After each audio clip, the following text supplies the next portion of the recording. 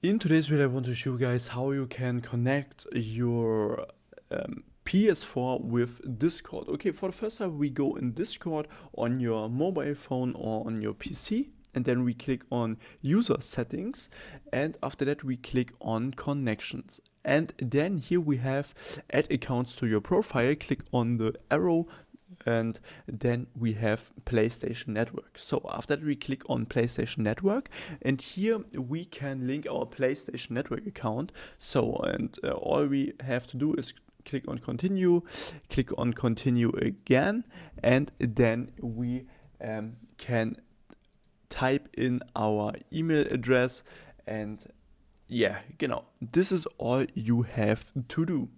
Now you log in with your PlayStation account. On your PlayStation you download